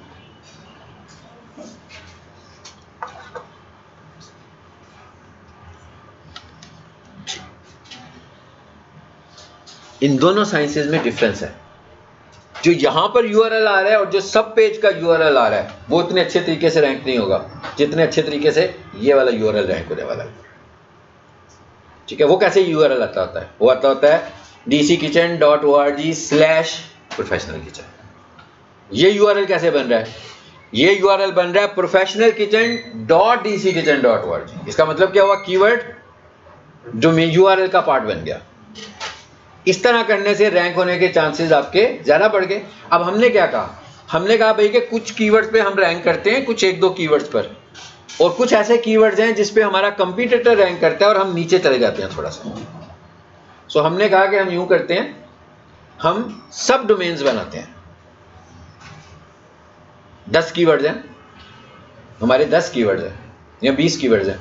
हमने कहा भाई यूं करते हैं, हम 10 सब डोमेन्स बना लेते हैं और हर सब डोमेन का नाम कीवर्ड पे रख लेते हैं, और हर सब डोमेन का होम पेज कीवर्ड बेस्ड बना लेते हैं, क्योंकि उसमें प्राइमरी कीवर्ड टारगेट हो जाएगा। अब वो आप पहले जैसे रैंक कर रहे थे वो तो कर ही रहे थे। पहले कंपटीशन में आपकी सिर्फ एक वेबसाइट आती थी, अब कंपटीशन में आपकी भी 10 वेबसाइट्स आ रही हैं। इसका मतलब क्या हुआ, जहां पर आपका कंपटीटर एक कीवर्ड पे रैंक हो रहा होगा तो वहां पर आपका सब डोमेन का कीवर्ड आके खड़ा हो जाएगा। तो अब आप कितना ज्यादा प्रोमिनेंट होना शुरू हो जाएंगे। अब जब कोई भी बंदा उस वेबसाइट पे जाएगा, अब आपको ये तो पता लग गया ये जो वेबसाइट है एक्चुअली ये वाली वेबसाइट थी, वो जो सब डोमेन है। ठीक है, अब इधर आ जाते हैं, क्लिक करें यहां पे। यहां पर मैं दो चीजें आपको बताना चाह रहा हूं, एक तो एसईओ की टिप और एक सब डोमेन का concept with context to the SEO. ये जी वेबसाइट का होम पेज खुल गया है। ये वही होम पेज है जो सब डोमेन वाला होम पेज है। मैंने कहा ये जो होम पेज मैंने खोला ये सब डोमेन वाला होम पेज है। अब कोई बंदा यहां आया, इसको तो मैंने रैंक करवा लिया कंपटीटर के साथ। अब कोई भी बंदा यहां आएगा, मैंने इसके ऊपर जितने भी लिंक्स क्रिएट किए होंगे वो उसको उसकी मेन रूट वेबसाइट पे लेकर जाएगा। इवन इसके होम पेज के अलावा जितने भी यहां पर लिंक्स हैं ये भी इसको होम पेज पर लेकर जाएंगे। कहां पर लेकर जाएंगे, dckitchen.org पर ले जाएंगे। यहां से कोई बंदा कांटेक्ट करना चाहता होगा तो ये भी यहां से कहां ले जाएगा, होम पेज पर। यानी वो जो हमारा एडमिशन ऑफिस था वहां से ट्रिगर किया हमने, तो सब लोग कहां पर आ रहे हैं, इस कॉलेज में आ रहे हैं पढ़ने के लिए। तो इसका मतलब क्या हुआ कि अब हम नंबर ऑफ कीवर्ड्स पे रैंक होना शुरू हो जाएंगे। और अब आपको इस वेबसाइट की स्टोरी भी बना देता हूँ। ये नो डाउट मेरे क्लाइंट की वेबसाइट थी, लेकिन ये वाला जो पेज मैंने बनवाया हुआ है ये भी किसी नेपटेक के स्टूडेंट से ही बनवाया हुआ है, और ये टास्क देकर बनाया हुआ है कि भाई हमने इस पेज को रैंक करना है। उसको ये पूरी वेबसाइट की टेम्पलेट मैंने दी और मैंने कहा कि भाई ये जो साइंस आपको बता रहा हूँ सेम यही साइंस उसको भी बताई। 22 का जो नेपटेक का स्टूडेंट था, मेरा बैच था, उसने जब ये सब कुछ किया तो तकरीबन 20 से 25 दिन के अंदर, ये तकरीबन आप यूं समझ लो कि मई की बात होगी या जून की बात होगी 2022, अभी तो 2026 है, उस वक्त का ये रैंक हुआ है। स्टिल आज भी रैंक है। और आपको ये तो पता लग गया होगा कि 2026 के बाद तो इसमें कुछ भी नहीं होगा, जून के बाद तो इसमें कुछ हुआ भी नहीं होगा। तो आपने देखा इसने फ्रीज भी हो गया। इस तरह के अगर उसके 5 कीवर्ड्स होंगे और उसने 5 कीवर्ड पे इस तरह की एफर्ट की होगी तो मतलब क्या हुआ, तकरीबन 20 से 25 दिन लगे एक कीवर्ड को टारगेट करने। लेकिन अगर हमने 5 कीवर्ड्स को टारगेट किए तो 30 दिन लगे 5 कीवर्ड्स को रैंक करवाने में। बट वो मेन रूट पे नहीं जा रहे हैं, वो उसके सब पेज पे लेकर जा रहे हैं, जो कि उससे भी अच्छी बात है, क्योंकि जब हम उसके सब पेज पे लेकर जाएंगे तो हम लोगों की इंटेंट को टारगेट कर रहे होंगे। भाई जो बंदा प्रोफेशनल किचन लिख रहा होगा उसको अगर हम होम पेज पर लेकर जाएंगे तो उधर जाकर तो बंदा क्या कह रहे हैं, वेलकम टू दस्तगीर इंजीनियरिंग, कि जनाब हम लोग 1980 से काम करने लगे हुए हैं, हम ये भी बनाते हैं, हम ये भी बनाते हैं, हम ये भी बनाते हैं। लेकिन वो बंदा तो किसी एक चीज में इंटरेस्टेड था। तो अगर आप उधर लेकर जाएं और उधर से उसको होम पेज पर लेकर जाएं तो यहां से लीड जनरेट होने के ज्यादा अच्छे चांसेस हैं। सो ये एक मैंने आपको टिप बताई है कि हम कैसे रैंक करते हैं मल्टीपल कीवर्ड्स को क्विक वे में। और ये वेबसाइट की टेम्पलेट इसी तरह मैं आपसे भी सिखाऊंगा और आपको भी टास्क दूंगा कि आप भी इसमें कुछ काम करें। ठीक है, अब बच क्या गया, पीछे बच गया आपके पास सब डोमेन। व्हाट इज सब डोमेन? मेरा ख्याल है आपको सब डोमेन का समझ तो आ गया होगा कि डोमेन के अंदर जो डोमेन बनती है दैट इज सब डोमेन। जैसे आप विंडोज में फोल्डर बनाते हैं तो फोल्डर के अंदर एक और फोल्डर बनता है, ऐसे ही है ना, आपने राइट क्लिक किया, न्यू किया, फोल्डर बन गया, उसे डबल क्लिक करके खोल लिया, उसके अंदर फिर एक और दफा राइट क्लिक किया, तो न्यू किया, एक और फोल्डर बन गया। तो जो मेन रूट वाला फोल्डर है उसे हम मेन रूट कहते हैं, जो आगे अंदर वाला फोल्डर है उसे हम सब फोल्डर कहते हैं। इसी तरह जो डोमेन, और आपको मैंने अभी फाइल और सब डोमेन का फर्क भी बता दिया। यानी अगर तो कोई बंदा एक नया पेज इसके अंदर रख रहा होगा, मेन्यू पेज रख रहा होगा, तो मेन्यू पेज डोमेन के बाद आएगा। dckitchen.org ice cream machinery, dckitchen.org meat shop equipment, बाद में नाम आ रहा है ना। सो कीवर्ड इन यूआरएल उतना वर्थफुल नहीं होगा, लेकिन अगर ऐसे आ रहा होगा आइसक्रीम मशीनरी .dckitchen.org तो URL के पहले हिस्से में ही आपका कीवर्ड टारगेट हो गया, सो इसका मतलब इसके रैंक होने के चांसेस बढ़ जाएंगे। एक मिनट मुझे पॉइंट को सब कंप्लीट करने में, ठीक है। तो अब हमारे पास बच क्या गया, अब हमारे पास बचा ये कि भाई ये सब डोमेन्स क्या खरीदनी पड़ेगी, कि डोमेन खरीदनी पड़ेगी, और ये सब डोमेन कैसे है, मुझे कैसे पता लग रहा है कि ये सब डोमेन है। मैं अपना पॉइंट खत्म करूंगा फिर आप सवाल पूछेंगे, ठीक है। सब डोमेन कहाँ लिखी हुई थी मैंने भला, यहाँ जी। अब इस सब डोमेन को रीड करने का क्या तरीका है, प्रोफेशनल किचन इक्विपमेंट डॉट, फिर आ गया मेन डोमेन, नीचे आ जाए google.com क्या है, मेन डोमेन। लेकिन जब मैंने इसको लिखा business.google.com तो ये क्या है, सब डोमेन। ads.google.com ये क्या है, ये फिर सब नहीं, ads.google.com, यानी आपकी मेन रूट से पहले जो कुछ भी आएगा डॉट से पहले दैट इज सब डोमेन। अच्छा जी, xyz.com ये क्या है, और अगर मैंने लिखा courses.xyz.com तो ये क्या हो गया, ये सब डोमेन हो गया। xyz.com मेन डोमेन है। अब आपको साइंस समझ में आ गई है कि सब डोमेन कैसे बन रही है, कि सब डोमेन का URL मेन डोमेन से पहले आ रहा है, बनेगी कैसे। अब हम इस तरफ चलते हैं, यहाँ पे मैं रुक गया हूँ, अब आप सवाल पूछें।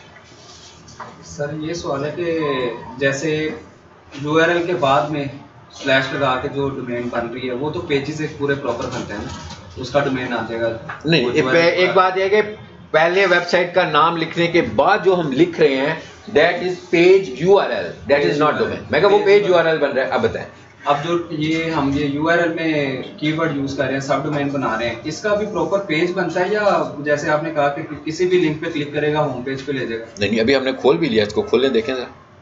ये नई वेबसाइट बनी है जी, ठीक। अब ये नई वेबसाइट बनी है तो हमने क्या किया हुआ है, 1 2 3 4 ये सब मेन रूट है, मेन रूट, ये वही वाले URL यहाँ पर आ रहे हैं। इसको क्लिक करेंगे होम पेज पे जाएगा, इसको क्लिक करेगा तो वो वहीं पर ही जाएगा जो उसका मेन पेज है, मेन पेज, ठीक है। लेकिन इधर जो है हमने कीवर्ड टारगेट किया हुआ सारा, ये देख रहे हैं जी जी, यहाँ पर यही कीवर्ड टारगेट है। इसका मतलब क्या हुआ, हमने यूजर की इंटेंट को उसे समझाने के लिए इस पेज पर लाए। अब वो आगे क्या करना चाहता है, यहाँ से ट्रैफिक हम मेन रूट पे लेकर जा रहे हैं। तो हुआ क्या बेसिकली, तो हम कंपटीटर के सामने आके खड़े हो गए अपने, वो वाला कीवर्ड जो हमारा रैंक नहीं हो रहा, मैं क्या वो वाला कीवर्ड जो हमारा अपना रैंक नहीं होने लगा हुआ, तो हमने उसके लिए एक सब डोमेन बना दी जहां पर हमारे कंपटीटर का कीवर्ड रैंक हुआ था, ठीक। ये जब आप इस पे काम करोगे और अच्छी समझ में आएगी। अभी फिलहाल हम सिर्फ ये अब पॉइंट समझने जा रहे हैं कि ये सब डोमेन्स क्या होती हैं, क्योंकि अभी हमारा टॉपिक यही है कि एज ए SEO एक्सपर्ट हम कंसल्टेंट भी तो हैं, कंसल्टेंसी भी है हमारी। तो एक बंदा जिसकी वेबसाइट है उसके लिए तो हमारा सीधा काम SEO से शुरू होता है, लेकिन एक बंदा जो बिजनेस सेटअप कर रहा है उसको तो आपको स्टार्ट से कंसल्टेंसी भी देनी पड़ेगी, यानी आपको उसे डोमेन लेकर देनी है या उसको रूट बताना है, ठीक है। कैसा नाम होना चाहिए ये भी आप बताएंगे, वो तो बिजनेसमैन है ना, क्या नाम मिल सकता है, कौन कौन से नाम की अवेलेबिलिटीज़ है, कौन कौन सी एक्सटेंशंस की अवेलेबिलिटी है, बेहतर एक्सटेंशंस कौन सी होगी, जैसे अभी मैंने आपसे डिस्कस किया, ये भी हमने उससे डिस्कस करना है। तो डोमेन तो हमें परचेज करनी है, सब domain is the part of domain, but it depends on your budget. क्या क्या बजट कितना है भाई, आपने 5000 की डोमेन ली कि 10,000 की ली कि 30,000 की ली कि 20,000 की ली। लेकिन अब इसके साथ पैरेलल एक चीज और समझ लेते हैं ताकि क्लियर हो थोड़ा सा। व्हाट इज डोमेन, बिजनेस का नाम, लेकिन यहां पर व्हाट इज डोमेन, आपकी ऑनलाइन प्रेजेंस, ठीक हो गया। अच्छा, एंड व्हाट इज सब डोमेन, डोमेन और सब डोमेन को पहले डिफरेंशिएट कर लेना। सब डोमेन भी हमारे बिजनेस का ही नाम है, मैं क्या डोमेन भी हमारे बिजनेस का नाम है, सब डोमेन भी हमारे बिजनेस का नाम है। बट अगर मैं ये कहूं कि abc.com लिया तो वेबसाइट ऑटोमेटिक बन जाएगी, नहीं बनेगी ना ऑटोमेटिक, तो भाई वेबसाइट भी तो बनवानी है। तो जब हमने वेबसाइट बनानी है तो वेबसाइट को बनाने के लिए क्या आपको स्पेस की जरूरत है कि नहीं है। आपने लैपटॉप खरीदा, डब्बा पैक लैपटॉप था भाई, बड़ा खूबसूरत लैपटॉप था, घर लेकर आए, उसके बीच में हार्ड डिस्क ही नहीं लगी हुई, ठीक है ना। तो सेल्फियाँ ली जा सकती हैं ना उस लैपटॉप के साथ, काम तो नहीं कोई बंदा कर सकता।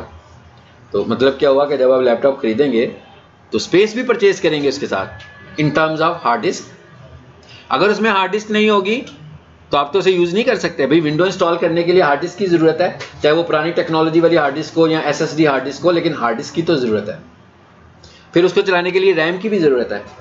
तो अब हम बात करने जा रहे हैं स्पेस की, कि भाई अब हमने लिखा है कि प्रोफेशनल किचन, ये जो कुछ नज़र आ रहा है खरीदा हमने सिर्फ ये है, ये ऊपर आ रहा है बस, इट इज़ जस्ट नेम। ये जो कुछ नज़र आ रहा है अब यहाँ कुछ भी नहीं है, नेम मिल गया, ये नेम कोई और नहीं यूज़ कर सकता। dckitchen.org मिल गया हमें, अब इसे कोई और बंदा यूज़ नहीं कर सकता, इसे हम सिर्फ हम ही यूज़ करेंगे। नाम तो मिल गया हमें, और कोई बंदा इस्तेमाल नहीं कर सकता, बट ये कंटेंट नहीं उसमें आ सकता, वो स्पेस नहीं है, that is only name, space नहीं है। इसका मतलब क्या हुआ, हमें स्पेस भी खरीदनी है, space in terms of hosting. यानी अब हमें स्पेस के लिए कि भाई जहां पर हमने अपनी वेबसाइट को सेव करना है ऑनलाइन लाइव सर्वर्स के ऊपर, तो हमें उन सर्वर से कहना है कि भाई हमें ये स्पेस कितनी दोगे, कितने पैसों की दोगे, ये हमारी वेबसाइट का कंटेंट है, ये हम स्टोर करना चाहते हैं आपके सर्वर के ऊपर, सो आप ये हमें कितने पैसों में दोगे, दैट इज कॉल्ड होस्टिंग। तो अब हमें इन मुख्तसर ये समझ में आ गया कि हमें दो चीज़ें खरीदनी है। ठीक है, सब जाग रहे हैं, बड़ा अच्छा सोने का टाइम होता है वैसे खेलने का। सब जागते हैं, सोने की गड़बड़ है, इसलिए मैं रुके हूँ।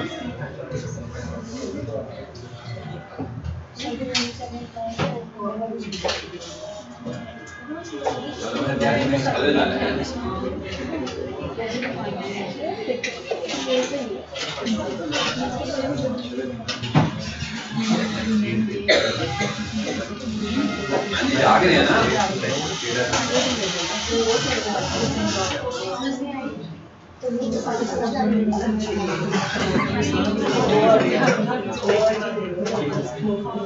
मैंने सारा मैं तो याद जो ऑलरेडी बेटा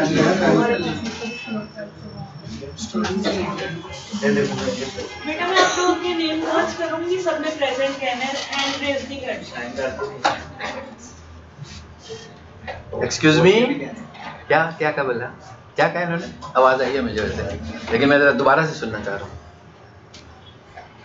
क्या कर दिया है, मैंने साइन कर तो दिए हैं। ये जो वर्ड है ना, तो वाला वर्ड, साइन कर दिए हैं तक तो ठीक था, ये जो बीच में आपने तो इस्तेमाल किया है ना, इट इज वेरी डेंजरस। जिसने भी किया, मैंने किया, आपने किया, इन्होंने किया, जिसने भी किया ना, ये तो का वर्ड अच्छा नहीं है। ठीक है, सो उन्होंने कहा मैं अटेंडेंस बोलने लगी हूँ। भाई आप इस वक्त नैपटेक के स्टूडेंट हो ना, हम जो कुछ भी कर रहे हैं, ये जो कुछ भी कर रही हैं उनकी इंस्ट्रक्शंस पे कर रहे हैं, क्योंकि वो आपके बिहाफ पर फीस जो दे रहे हैं, तो वो कहेंगे भाई जो मर्जी, कॉलेज वालों को तो वो फीस देंगे आपकी, तो उनको देखना है कि भैया जिसकी फीस मैं दे रहा हूँ वो किधर है, रेगुलरली उसकी प्रेजेंस को उन्होंने देखना है। तो काइंडली आप कोऑपरेट किया करें जब आपसे कोई ऐसी बात करें, ठीक है। और ये वैसे भी आपको जो मैं यहाँ खड़ा होकर अवेयरनेस दे रहा हूँ, ये सारी चीज़ें तो आप इंटरनेट से भी ले सकते हैं ना। यहाँ आने का मकसद थोड़ी सी ट्यूनिंग भी तो है ना, वो ट्यूनिंग भी होनी चाहिए हमारी, ठीक है। मतलब ट्यूनिंग का मतलब ये नहीं कि मैं आपको कुछ ठीक करना चाहता हूँ, मैं कहता हूँ थोड़ा सा अफेक्ट होना चाहिए कि हम एक लर्निंग एनवायरनमेंट में बैठे हुए हैं, ठीक है। तो आपका कोई बात ऐसी नहीं होनी चाहिए जिसमें कोई ज़रा स्ट्रिक्ट किस्म का क्वेश्चन मार्क हो। अच्छे तरीके से अच्छे अच्छे बच्चों की तरह बातें करें, अच्छा लगेगा मुझे सब लोग। अरूजी पाल, अब्दुल सुभान, अतीफा, अमीर हमजा,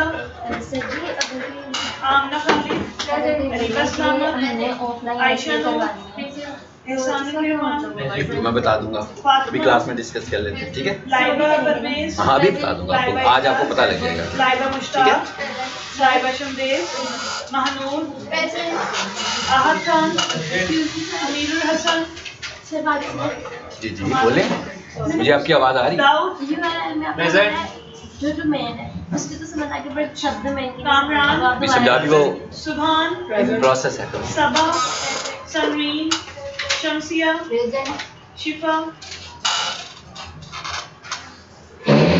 कौन है?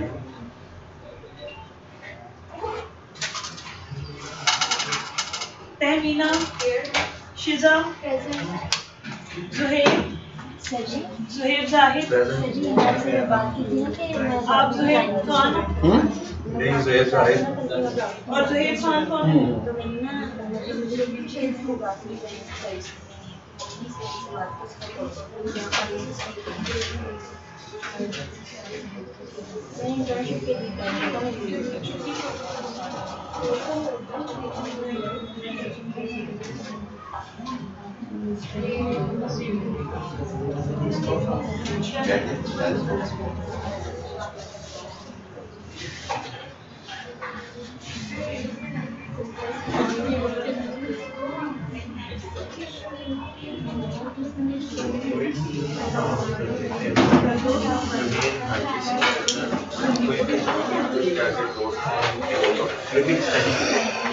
इतना पार्ट काम करते हैं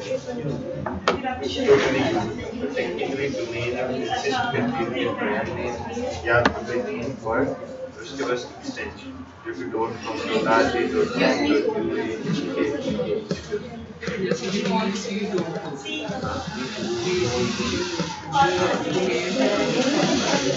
डॉट वर्ड या और वर्ड एक्सटेंशन वर्ड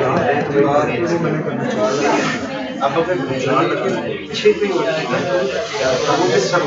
हाँ जी, कंटिन्यू करें।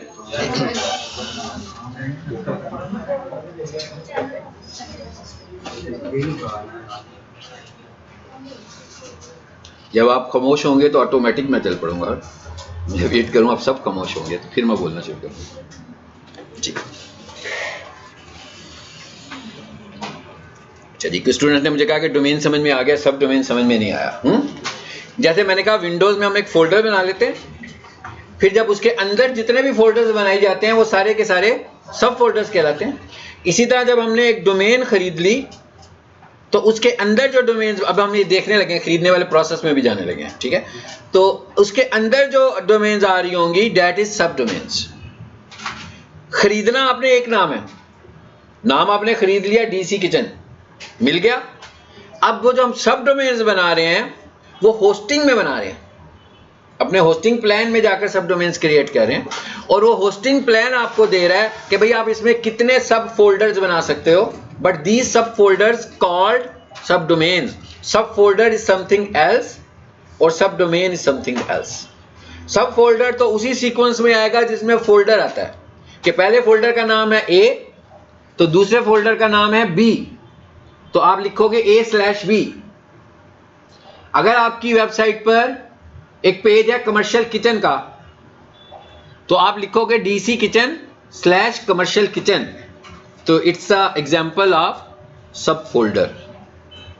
बट सब डोमेन की जो एग्जांपल है वो जब हम सब डोमेन क्रिएट करेंगे तो वो URL में आपकी मेन रूट से पहले आएगी।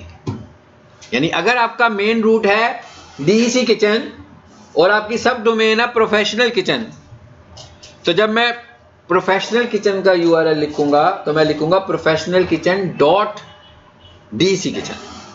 अगर ये प्रोफेशनल किचन पेज होता है इस वेबसाइट का तो फिर मैं लिखता DEC kitchen/प्रोफेशनल किचन।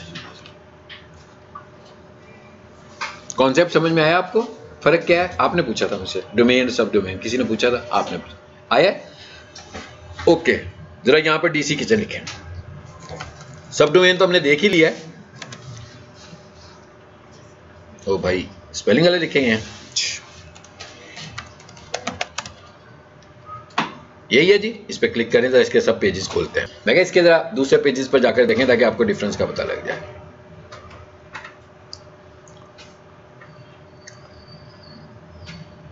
जी, वेरी पुअर इंटरफेस। हाँ, मुझे समझ में नहीं आया, मुझे लगा कि मैंने अभी खोला ही नहीं है मेन्यू। हाँ, एनीवेज URL आपने सिर्फ देख लिया आपने, product-category/laundry। भाई बहुत ही छोटा नजर आ रहा है, क्या करें, इसका हल निकाल लेते हैं।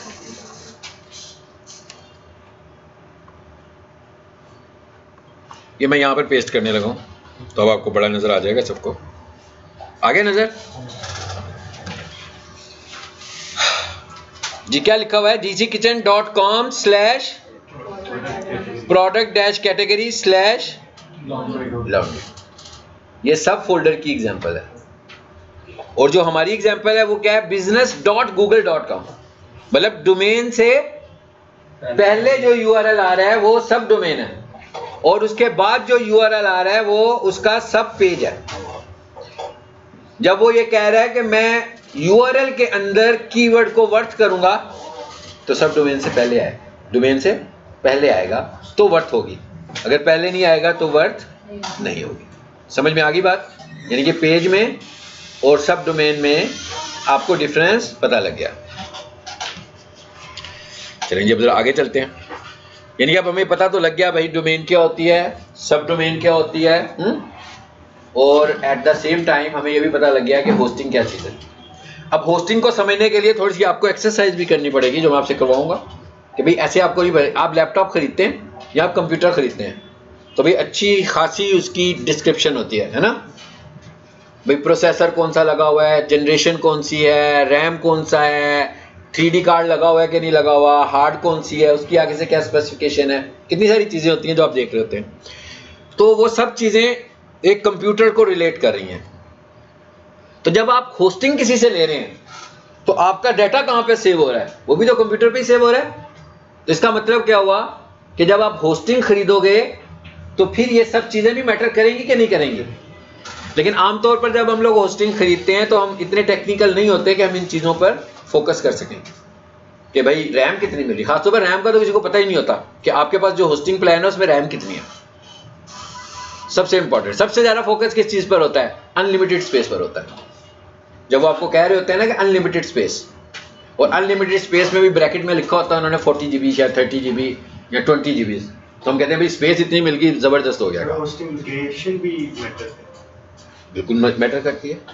होस्टिंग लोकेशन, अच्छे सर्वर्स हमारे पास होने चाहिए बस, ठीक है। और यूएस के या यूके के इस तरह से सर्वर्स भी मिलते हैं ना। बिल्कुल मैं कह रहा हूँ वो अच्छी लोकेशंस की होते हैं ना, बाय के लोकल तो नहीं, यहाँ का जो सर्वर पर होगा वो तो फिर अच्छा नहीं ना चलेगा। उसके बाद जो आपके लैपटॉप ने जब चलना है तो उसकी कंसिस्टेंसी में आपके ऑपरेटिंग सिस्टम का रोल भी होता है। अब हम लोग जो विंडोज पर ऑपरेटिंग सिस्टम यूज करते हैं, सबको पता है विंडोज है, अब सॉरी अपने कंप्यूटर्स पर विंडोज यूज करते हैं, ये कौन सा ऑपरेटिंग सिस्टम है, सिंगल यूजर ऑपरेटिंग सिस्टम होता है। ये नेटवर्क ऑपरेटिंग सिस्टम तो है नहीं, ये नहीं है ना। वैसे आप अगर लैब में जाएंगे तो नेटवर्किंग इसी ऑपरेटिंग सिस्टम से हुई होगी, but it is not network operating system, genuine network operating system नहीं है। लिनक्स नेटवर्क ऑपरेटिंग सिस्टम, और इस तरह के और भी बहुत सारे नेटवर्क ऑपरेटिंग सिस्टम हैं। मोस्टली कंपनीज जो है वो लिनक्स के सर्वर्स इस्तेमाल कर रही होती हैं। सो इसका मतलब क्या हुआ, ये भी हमें मैटर करता है कि हमारा सर्वर कौन सा है, हमें लिनक्स सर्वर्स को प्रेफर करना है। अब ये सारी चीजें मैं किसके लिए बता रहा हूं, होस्टिंग्स के लिए। तो इसका मतलब ये हुआ कि अब हमें जब अपनी वेबसाइट को लाइव करना है तो हमें दो चीजें खरीदनी है। Number 1 domain and number 2 hosting. एक हमें अपनी डोमेन खरीदनी है और एक हमें अपनी होस्टिंग प्लान भी खरीदना होगा। ये दोनों चीजें हमें रेंटल बेसिस पर मिलती हैं।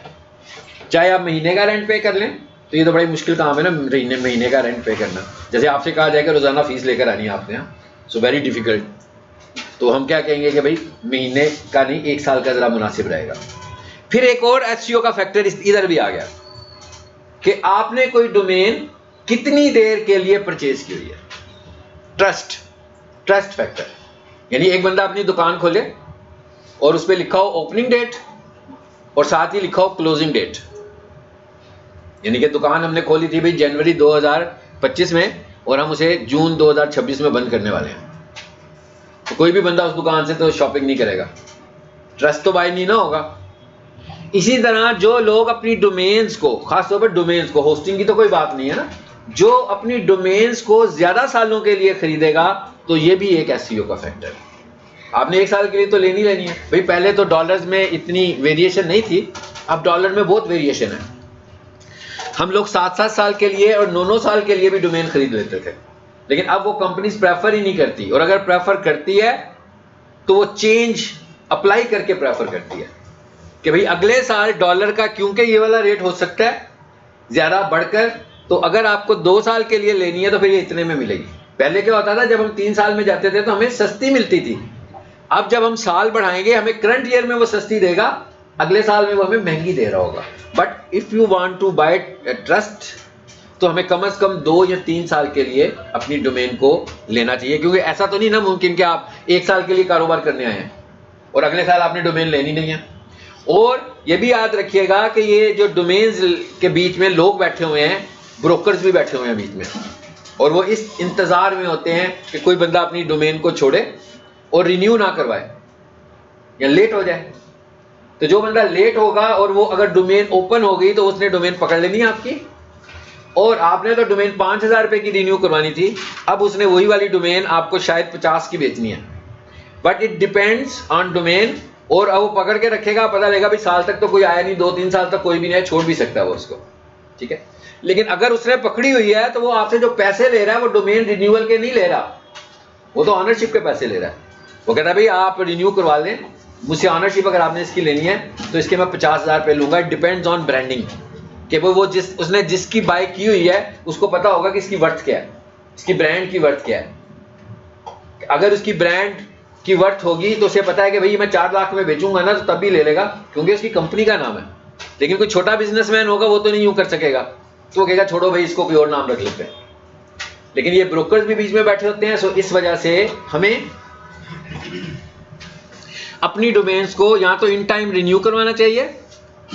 अभी होस्टिंग की बात भी नहीं हो रही, वेबसाइट की बात नहीं हो रही, only name, I am talking only about name of website. क्या आपकी वेबसाइट का जो नाम है वो आप जरूर रिन्यू करवा लें। बाकी वेबसाइट का कंटेंट एक्सपायर हो गया हुआ है, कोई बात नहीं, बाद में आ जाएगा, आपको डैमेज नहीं होगा।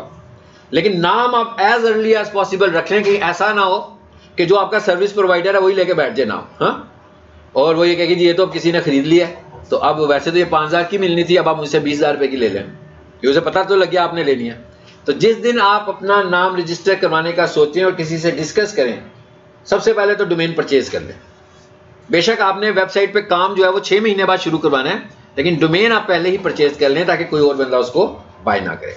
दूसरी चीज जो हमें परचेज करनी है वो होस्टिंग प्लान्स परचेज करने हैं, ठीक है। सो अब ये खरीदारी करने के लिए हमें कहाँ जाना है भाई, किसी दुकान पे जाना है, क्या करें भाई, गूगल पे ही रहना है, और इट इज योर टास्क, ठीक है। मैं कह ये आप ही का टास्क है। ये इधर आ जाते हैं। सबसे पहले इस टास्क को भी थोड़ी देर बाद नोट कीजिएगा। ये कैसे हमने खरीदनी है। एक तरीका तो ये है कि आप सारे कहेंगे कि जनाब हमारे सर्च जो है ना बहुत ट्रस्टेड है हमारे लिए, तो सर हमें जो डोमेन और होस्टिंग प्लान ले देंगे ना उससे अच्छा तो कोई हो नहीं सकता। ऐसे ही होता है ना, आमतौर पर यही करते हैं हम लोग। तो सर ने क्या किया हुआ है, एफिलिएट अकाउंट बनाया हुआ है, ठीक है, किसी भी सर्विस प्रोवाइडर के साथ। तो उन्होंने कहा जब भी आपकी तरफ से कोई एक परचेज आएगी तो आपको उसका कमीशन जाएगा, तो मुझे ही होगी फिर तो, हाँ, जितने स्टूडेंट्स उतना कमीशन। तो ये है एफिलिएट मार्केटिंग। तो ये काम आपको खुद करना चाहिए, ठीक है, किसी से करवाना नहीं चाहिए। वैसे अगर आप एफिलिएट मार्केटिंग प्लान की हुई है वो एक अलग चीज़ है। यहाँ कोई बंदा आपको ये कहे कि भाई इधर से ले लो, लेनी तो तुमने है ही है, दुकान पर जाए बगैर मेरे प्रोवाइडेड लिंक से ले लो, मुझे भी फायदा हो जाएगा, फिर तो ठीक है। लेकिन अगर कोई बंदा आपसे कहे कि भाई जो मैं लेकर दे रहा हूँ ये कुछ हो कहीं और से नहीं मिलने वाली, मेरे से ही मिलेगी, इसका ट्रस्ट ज़्यादा है, उनकी शॉप से जाकर लोगे, इसका ट्रस्ट कम है, तो ये गलत है। तो इसका मतलब क्या हुआ कि आपने कुछ भी खरीदने के लिए मुझे नहीं कहना, आपने ये सारी एक्सरसाइज खुद करनी है। ये इसलिए नहीं कि मैं कह रहा हूं कि मुझे कोई दिक्कत है इसमें, इसलिए कि आपका नुकसान ना हो। आपको जो पॉइंट मिलने हैं वो प्लस में मिल रहे हो, आपको अपना बेनिफिट ले रहे हो। कंपनी से डील करें उसे कि यार जरा सस्ता कर दो, शायद वो कर भी दे, आपको अपना मार्जिन सेल्समैन रख के कोई दे दे थोड़ा बहुत। हमारे से जो मिलेगी वो तो कोई बंदा रेफरेंस दे रहा होगा, वो तो सीधा सीधा क्लिक है ना, क्लिक करेंगे परचेज होगी, जो भी उसकी ऑनलाइन प्राइस आ रही होगी उस पर आपको मिल जाएगी। सो इसके लिए आपको मार्केट करना पड़ेगा। तो सबसे पहले तो हम देखते हैं कि कहां से खरीदें ये सब कुछ। सबसे पहला पॉइंट तो ये, तो इनके ऑफिस को लोकेट करना पड़ेगा। लेकिन सबसे पहले हमें फाइंड करना है कि हु इज ट्रस्टेड, किसकी ले तो अच्छी होगी, ठीक है। तो क्या करें, गूगल ओवरव्यू जिंदाबाद, आने यही मोड में। अच्छा जी, कहाँ है मेरा कर्सर? ये है।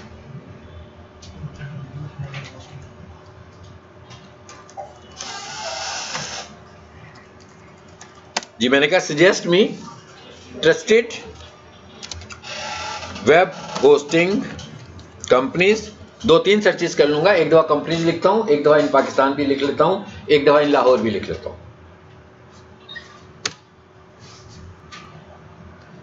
थोड़ा सा जूम छोटा करके देखते हैं, कुछ नजर नहीं आ रहा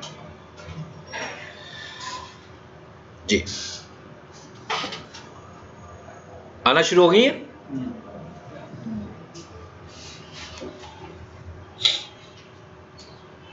इस कंपनी के साथ मेरा अफिलिएट अकाउंट नहीं है, बट आई रिकमेंड दिस, क्योंकि अगर किसी के साथ मेरा अफिलिएट अकाउंट होगा ना, सबसे इंपॉर्टेंट चीज ये है, तो मैं आपसे ये कहूंगा कि भाई ये मैंने व्हाट्सएप पे एक लिंक शेयर किया, इसे क्लिक करके होस्टिंग परचेज कर लो। So there is my affiliate account, वहां पर मेरा अफिलिएट।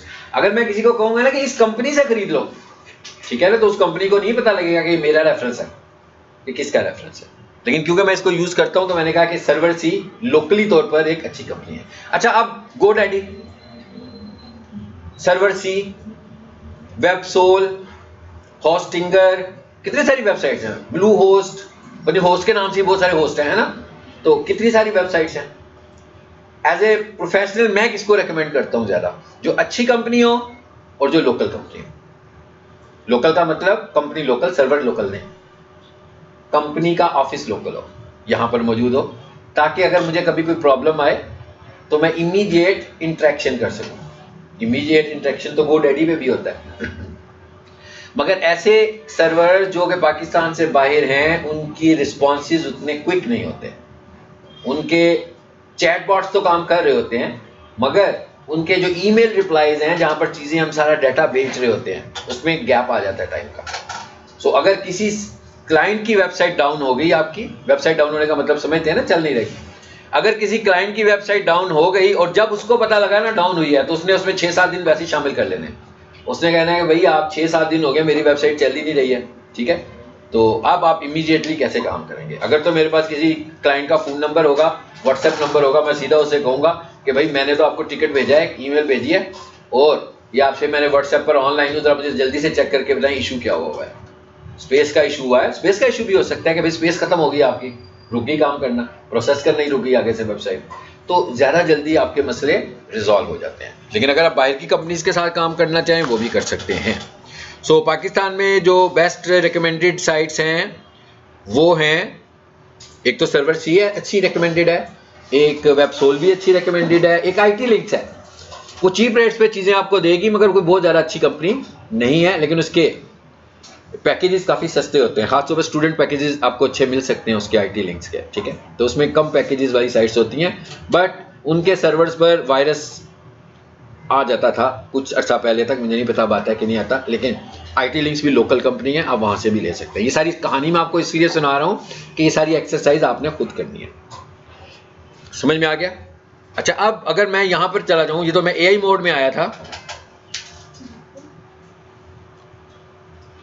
ये जो AI मोड या ये जो गूगल अभी ये कहता है कि ये अच्छा है ये बुरा है, ये इसके पैमाने कौन कौन से हैं भाई? ये किन बेसिस पर कर रहा होता है? ये आपकी वेबसाइट का ट्रस्ट, आपके गूगल का ट्रस्ट, आपकी सोशल प्रोफाइल्स का ट्रस्ट, उन बेसिस के ऊपर ये सब कुछ करने लगा हुआ है।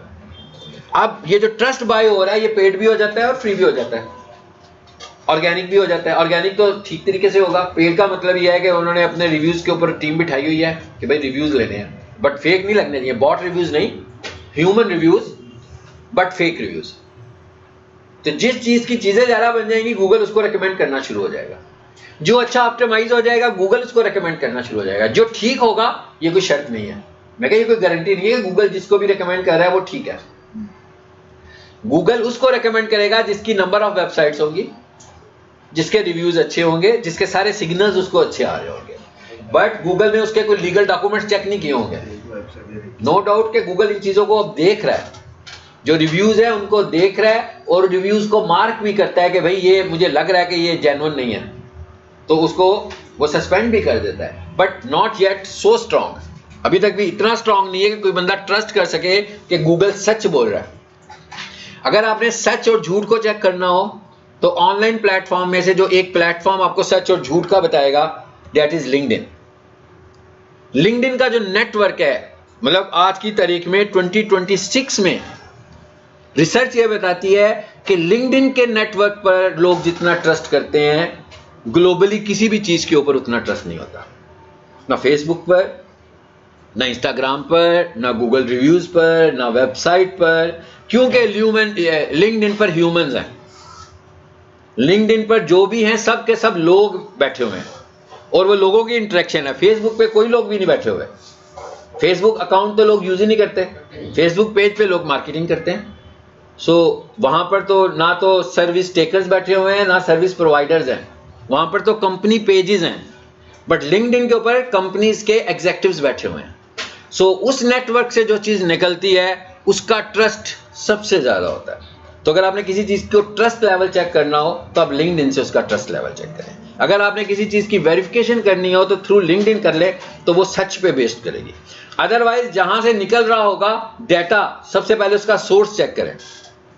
जैसे यहां पर मैं बहुत सारी फेक बातें लिख सकता हूं, तो ये कुछ उसके रिजल्ट्स दिखाएगा हमें, और साथ में दिखाएगा सोर्स। अगर एंड पे सोर्स हमारा निकल रहा हो ट्विटर, ठीक है, या फिर एंड पे हमारा सोर्स निकल रहा हो कोई वेबसाइट, और जब हम उस वेबसाइट की हिस्ट्री देखें जाकर पीछे से सारी, तो वो जिसको अच्छा वो कह रहे हैं उसका ऑनर पीछे से वही बंदा है। हालांकि वो 6 वेबसाइट्स हैं, 6 की 6 वेबसाइट उसी ऑनरशिप में है, तो इसका मतलब ये हुआ कि वो सारा काम खुद ही करने लगा हुआ है। सो ट्रस्ट को इस तरीके से हम लोग चेक करते हैं, ठीक है। सो अब आपका टास्क क्या है जी? अब हम ब्रेक की तरफ जाने वाले हैं। हमारा टास्क क्या है? हमारा टास्क ये है, इसके बाद जब हम दोबारा मिलते हैं, अब देखेंगे, हम आगे पढ़ते हैं कि कुछ डिस्कस करते हैं। लेकिन टास्क हमारा ये है कि आप लोगों ने खुद से ये, कितने लोगों के पास नेट इस वक्त चल रहा है? मेरे ख्याल काफी लोगों के पास चल रहा होगा, है ना? रेज करें, हैंड रेज करें। 50% लोगों के पास नेट चल रहा है। 50% क्यों नहीं चल रहा? आपके सामने जो लैपटॉप पड़े हैं इन पे शायद चल रहा होगा, ये पिछली क्लास में उन्होंने इनेबल किया है, आप इसे ऑन कर लीजिएगा ब्रेक के बाद। नंबर 1। नंबर 2, आपके मोबाइल पे मैंने आपसे रिक्वेस्ट की थी कि नेट जरूर होना चाहिए।